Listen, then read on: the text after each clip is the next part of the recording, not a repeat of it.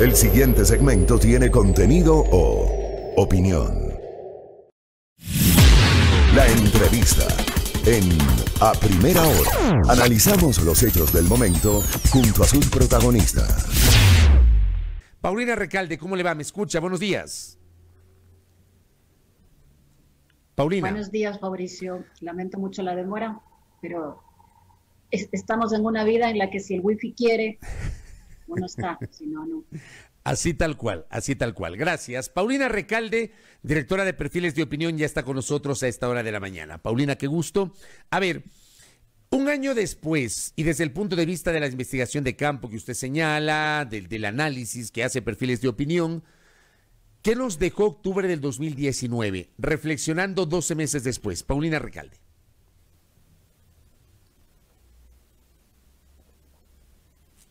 Bueno, yo quisiera empezar saludando la memoria de los muertos de octubre. Creo que eso es lo más importante y lo más trascendental que pasó. Luego, me parece que hay que hacer algunas lecturas.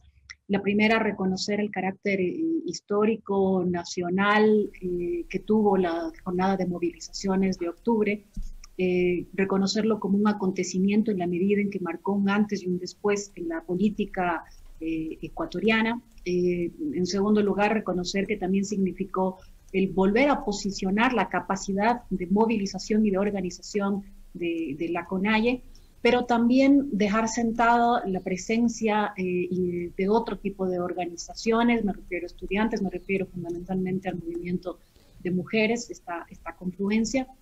Y en tercer lugar, esto ya para mirar hacia adelante, significó una rotunda negativa y protesta respecto al modo en el que venía gobernando el gobierno del presidente Moreno hasta ese momento. Eso fue lo que permitió que confluyeran una serie de actores.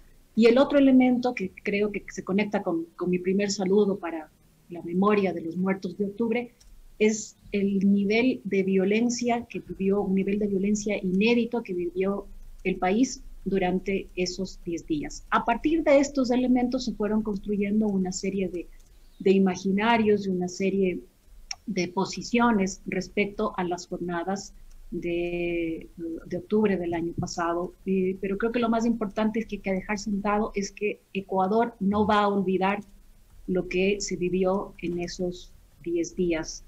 Y que marcó un desgaste que ya venía acelerado y que marcó un desgaste todavía aún más profundo para la imagen del gobierno nacional y los principales voceros, solamente del anuncio de las medidas, sino de los principales voceros del modo en el que el gobierno administró esas jornadas. A partir de entonces, las cifras cada vez fueron más bajas para el gobierno. Correcto. A ver, cuando empieza todo, que fue el 2 de octubre, todo se termina el 13 de octubre.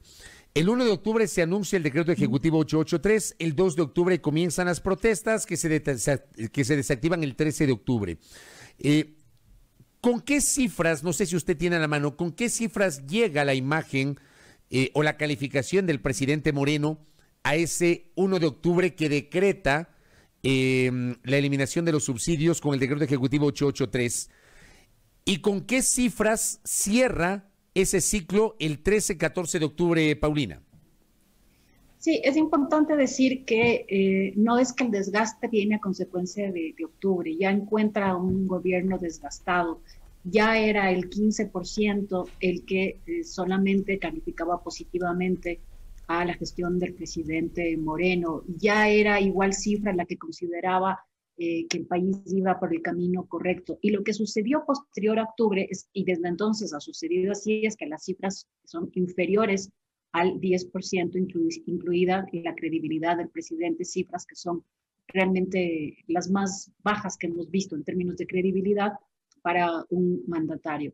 Lo curioso, entre comillas, por usar este término, es cómo un gobierno con cifras tan bajas antes y aún más debilitado después de octubre, ha continuado no solamente gobernando, sino que sobre todo implementando justamente aquellas medidas por las que en octubre se movilizaron tan amplios sectores. A ver, llega el 1 de octubre con 15% de calificación positiva. Correcto. Ya. Y posterior Y a nunca, eso, nunca más pudo recuperarse, es decir, no superó ese 15%, sino fue en declive, o hubo algún momento que se recuperó. no, en ningún momento volvió a recuperarse la cifra, ni del gobierno, ni de las percepciones a futuro de cómo ve el Ecuador y las expectativas a nivel político, económicas. Las cifras ya no se recuperaron y ya, por lo que vemos ahora mismo, no es posible que haya tal recuperación. Y digamos, después de ese 15%, usted nos hablaba, bajó al 10%, ¿ese ha sido el porcentaje más bajo o ha habido algún tramo en este año, en estos 12 meses, que tuvo unas cifras todavía más bajas que esas, Paulina? No, se ha mantenido en esas y en el caso de la credibilidad, sí, cifras de 8 y 9% de credibilidad, es decir, más bajo que las de aprobación a la gestión. ¿Cómo se entiende que con esas cifras tan bajas, con el 15% toma una medida que termina siendo impopular, que no fue socializada? Está claro que esa medida no fue socializada, no fue comunicada, no fue conversada, ni los propios empresarios tenían conocimiento de que se iba a tomar esa medida. Los empresarios pensaban que iban a enviar una reforma tributaria para aumentar el IVA del 12 al 15%, pero como no tenía el gobierno músculo en la Asamblea Nacional, lo que hizo fue decantarse por los subsidios y no la socializó. Pero ¿cómo se entiende que luego de los hechos de octubre, que el gobierno, usted nos dice, no logró recuperar su imagen, que hay una serie de bemoles en torno justamente al papel del régimen en esos hechos de octubre, antes, durante y después? ¿Cómo se entiende que luego tomó decisiones vinculadas en la misma línea? Ejemplo, hace pocos meses el tema de los subsidios a los combustibles, con este esquema de franjas para evitar que se dispare, pero al final del día termina siendo una decisión que afecta a los precios de los combustibles. Hace 2 semanas nomás, el tema del gas comercial e industrial. O sea, ya ha seguido el gobierno tomando ese tipo de medidas. La ley de apoyo humanitario que es muy cuestionada por varios sectores. ¿Cómo se entiende aquello que luego de octubre, luego de la fase post-octubre, se mantuvo el gobierno tomando medidas radicales que algunos las califican como neoliberales, Paulina?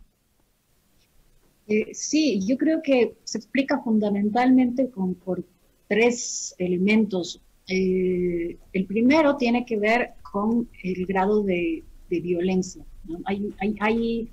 Hay rasgos autoritarios fundamentales y de hecho el primero tiene que ver con que recordemos que a 883, el decreto con el que se anunciaba la toma de medidas en octubre, vino inmediatamente 884 que es el que marcó el estado de excepción en Ecuador, un estado de excepción en el que prácticamente ha vivido Ecuador durante todo este tiempo.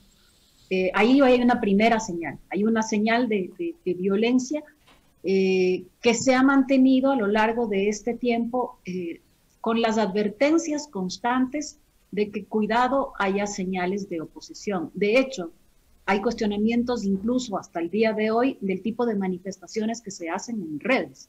No tiene que ver solamente con la presencia en calles, sino que tiene que ver también con este amedrentamiento o esta advertencia de cualquier señal de oposición en redes puede ser tomada de modo negativo.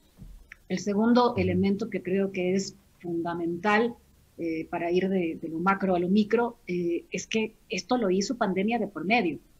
La implementación de estas medidas y el retomar estas medidas ha sucedido en Ecuador mientras vivimos. Las primeras leyes tienen que ver con que estábamos en pleno confinamiento, apenas procesando el número de muertos que se había vivido en Ecuador, especialmente en la ciudad de Guayaquil, y hasta ahora no se logra restablecer realmente la normalidad en el país. Entonces hay que decir esto, es pandemia de por medio también. Y el tercer elemento tiene que ver con que hay una confluencia de sectores y actores que acompañan de algún modo al gobierno y que lo blindan en estas acciones. Vamos a llamar así a una suerte de bloque de poder que tiene que ver no solamente con los actores de gobierno, sino que si bien es cierto las cámaras no estaban al tanto, pero no tuvimos manifestaciones de rechazo, sino al contrario, acompañando el relato oficial de octubre.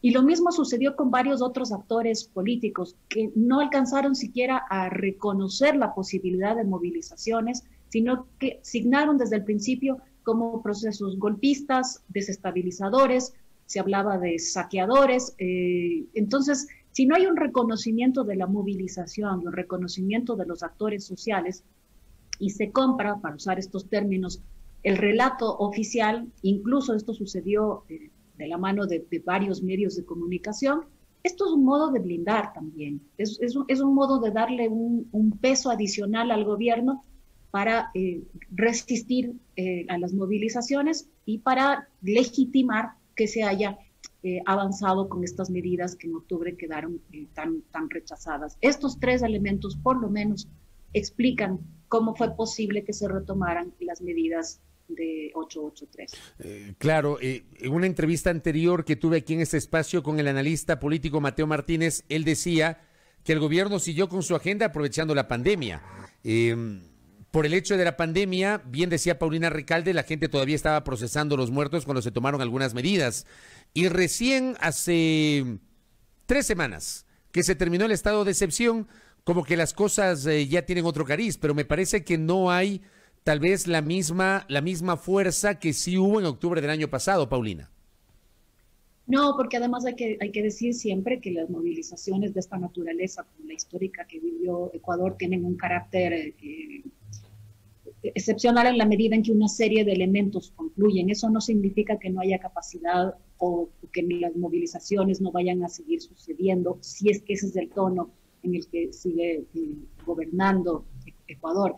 Pero claro, también hay que decir que de octubre acá, por ejemplo, ya ha habido algunas tensiones. Si pensamos en la relación entre la CONAIE y, por ejemplo, Pachacutic, no es que precisamente el espíritu de octubre haya logrado canalizarse y tomar forma política pensando en las elecciones de 2021. Hay tensiones ya al interior de las dirigencias, lo que ha significado que no sea precisamente la candidatura a la presidencia o las candidaturas a la asamblea las que reflejen el espíritu de octubre. Ahí ya hubo distanciamientos. Al principio incluso hubo una convocatoria de la CONAIE al Parlamento de Pueblos, y esto no se tradujo necesariamente en una presencia articulada de estos actores después. Entonces hay también una lectura política que hacer de qué forma tomó esta representación, pero fundamentalmente yo creo que una de las líneas principales es decir que a muy alto costo, el costo de los muertos, el costo de los heridos, el costo de los presos, el costo de los perseguidos, las movilizaciones lograron por muy corto tiempo uno de sus principales objetivos, que tenía que ver no solamente con la derogatoria del decreto 883, sino sobre todo con plantear otras formas de gobierno, otras formas, otros planes, digamos, para el país. Esto no se ha logrado e insisto que el costo ha sido extremadamente alto. Correcto. Paulina, 2 cosas finales. La primera, estos 12 meses después, este año después de las protestas que matizaron al país entre el 2 y el 13 de octubre del año anterior, ocurre en un contexto preelectoral. ¿Podría, digamos, este año que se cumple, podría estar atado a esta precampaña política, Paulina Recalde? Bueno, respecto a qué es lo que deja octubre con miras a 2021, creo que podemos enunciar algunos elementos. El primero, que yo ya había anticipado, es que no se refleja realmente en términos electorales lo que significó en términos de recomposición y reposicionamiento de la CONAIE en octubre. Sí se daba la expectativa de que nuevos liderazgos y que nuevas orientaciones discursivas incluso podrían hacerse presentes. Esto no ha sucedido. De algún modo ahora lo que vemos es que se ha marginado electoralmente a un dirigente como Leonidas Issa. Su discurso incluso de cuestionar a Pachacutic y de cuestionar las formas poco democráticas con las que se procesaron las primarias no han sido tomadas en cuenta. La dirigencia de Vargas todavía sigue en entredicho esto de si va a encabezar o no la lista de asambleístas. Esto fue una decisión de la CONAIE. Sin embargo, uno de las comunicaciones de Salvador Quispe hablan de que él va a seguir encabezando. Es decir, esto no llegó a tomar la forma que uno habría esperado. Y por el grado o por el nivel de intención de voto que lograron tener Vargas e Issa en las primeras mediciones que hicimos post-octubre, esto no se ha traducido en el modo en el que Pachacutic los ha incluido.